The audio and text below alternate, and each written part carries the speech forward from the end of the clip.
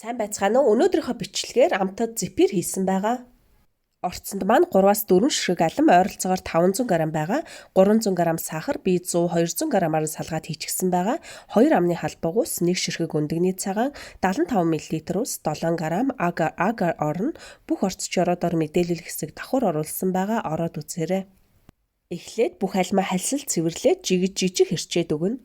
Ийм болсон альмаа нэг савнд хийгээд дээрээс нь 2 амны халбаг усаа хийгээд плетгийнхаа дундад чимдэр зөөлөртлөн жигнэж болгоно. Ингэхдээ тагаар таглаад ойролцоогоор 10 минут болгоход болно. Би нэгээс өсвөртөл халдаг плетгний 5 дээр нь болгосон байгаа.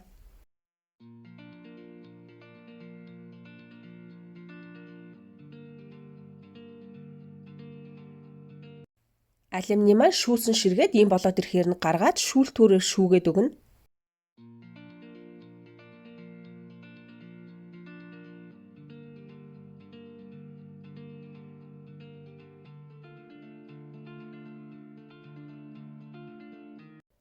Ийм болсон алюминий нугшнаасаа яг 125 грамлаад салгаад авчна.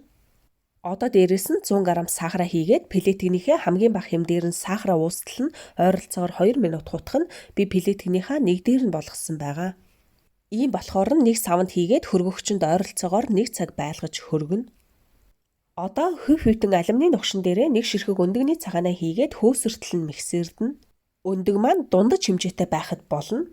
Энэ хооронд 75 мл усан дээрээ 200 г сахараа мөн агаараа хийгээд плетгийнхаа дундаж хэмдээр баг зэрэг өтгөртөл нь болгоно.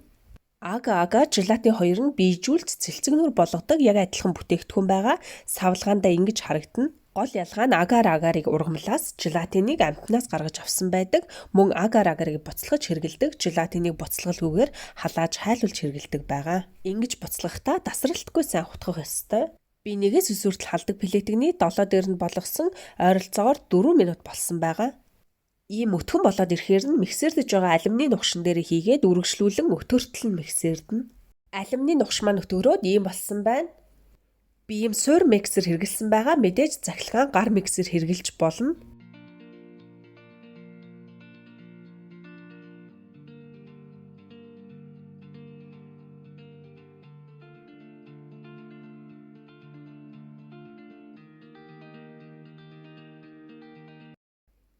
Ингээд зурмаг маань бэлэн боллоо.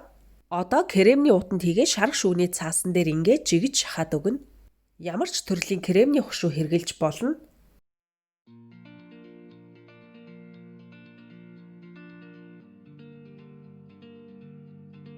Одоо өрөөний хэмд ойролцоогоор 10-аас 12 цаг байлгаж бэхжүүлнэ. Зэпирээ бэхжээд ирэхээр нь ойролцоогоор 100-аас 150 г сахарын пудр шигшээд дээгүүр нь ингэж тараагаад 2 зэпирээ хооронд нь нийлүүлээд сахарын пудрээрээ бүрээд өгнө.